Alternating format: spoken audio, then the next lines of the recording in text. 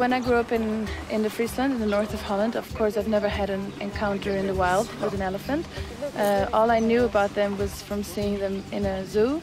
I was also never a big fan of zoos. I always refused to go to zoos because I thought it was sad for animals, so it has started very young, the fight for animals.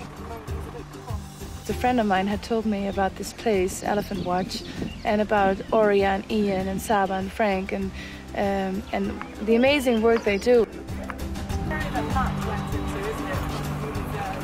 I was very lucky to have spent a large portion of my childhood living in the bush in Tanzania. My parents were the first people to study wild African elephants. I started tracking elephants in 1969. I've been doing it on and off ever since. What's special about them is that they have such character and personality, and as you get to know them and spend time with them over the years, you see all of the difficulties that they go through. Elephants have an emotional intelligence. When you sit with elephants, you feel it by looking at them, the way they behave with each other, the time they take to respond. It looks as if they're really figuring things out. They're real drama queens, and they feel things on a huge scale.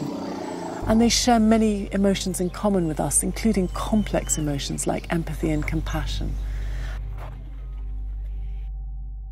The challenges for elephants are very hard. It's such an enormous problem. Right now we're in the middle of an ivory crisis. It's the second great holocaust for elephants that I've witnessed during my 50 years in the field. The first was in the 70s and 80s, and it decimated Africa's elephants. The second is right now. And we're seeing in most of Africa where the elephants live, diminishing numbers, increasing counts in the ongoing body count of dead elephants, and more of those bodies we see have been killed by man, illegally. I think people don't know that, the things that happen to elephants just for ivory. It's so crazy, and also the only enemies that elephants have are human beings. Ivory is for elephants. It's not to make people look pretty, not to make people seem rich. It's for elephants. By now we should realize, that we have to stop this. I really want to make a difference together to save elephants, and we spread the word.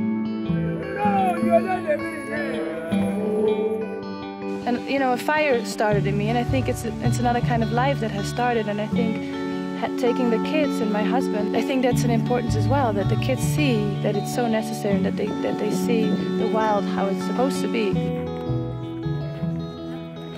It's very emotionally traumatic for a baby to lose its mother.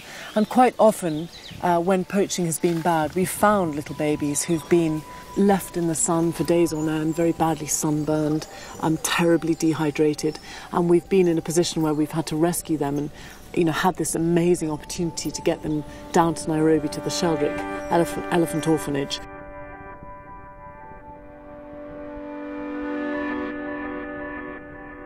Poaching has been terrible in recent years, and it's a reason that, we are with 29 orphaned elephants in the nursery today.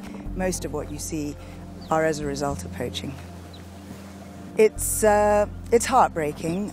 When they're orphaned incredibly young, just like one's own children, they don't really remember, and, they latch on to just about anybody as mum. But it's the ones that are orphaned a little older, 6 months to 14 months, we find, are the ones that mourn the longest. Well, being here makes you feel sad and happy at the same time, because you feel sad when you see them and the injuries they've had, but then it makes you also realize that they have a better future once they're here, and they have somewhere else to go to and go back into the wilds. And when I first held my baby, I was like, this is the most important thing, and all of a sudden you see life so different. You do everything within the back of your mind, your babies and your family. I think if I didn't have kids, it would have maybe been different.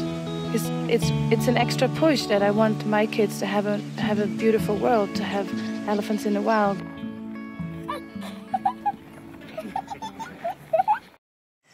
And I think that, when they walk past you, and they look at you, you feel there is this mutual recognition of intelligence that happens.